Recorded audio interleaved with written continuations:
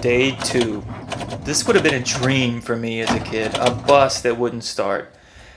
But we needed to move the 369 to a shadier location by my request and a level location, so we had to improvise. All we needed was some vice grips and then a professional driver, and at least we had the vice grips, because even after we got it started, despite whatever it was I was doing right there, the bus wouldn't move.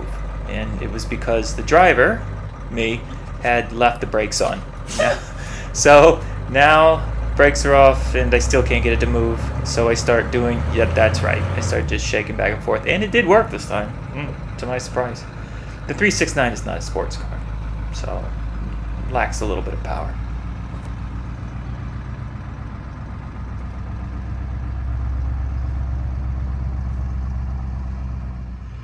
So now the 369 is in a nice temporary spot with shade, and we were able to get it level with, just a board or two. It's not going to stay like that.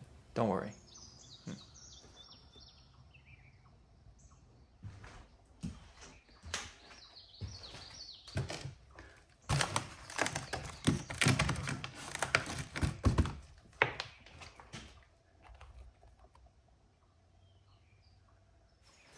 So as you can see, that back window seal had allowed some water intrusion. And did I say water with a D? Or did I say it with a T? I used to pronounce it with a D, which is not correct. Anyway, we had to remove some framing to patch that floor because we're going to have to pull out some of those sheets of plywood.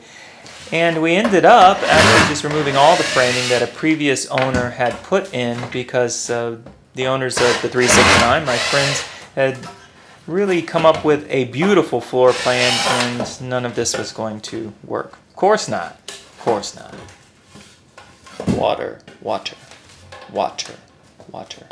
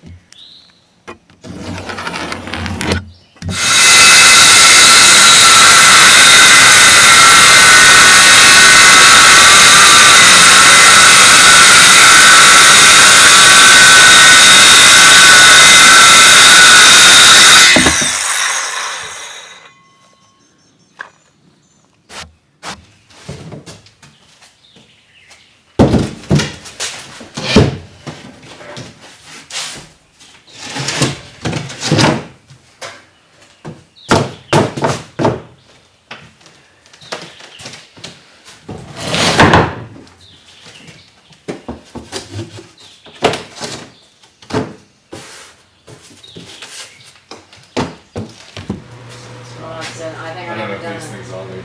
Yeah, so I throw in the washer tonight. And this needs to go home.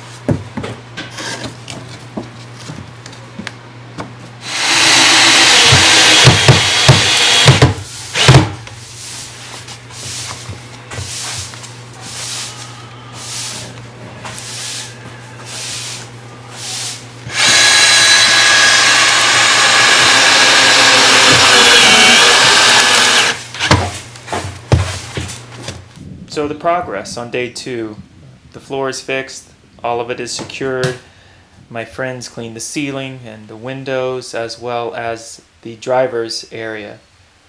Who was your favorite bus driver when you were a kid? Mine was Miss Dickey. She was wonderful.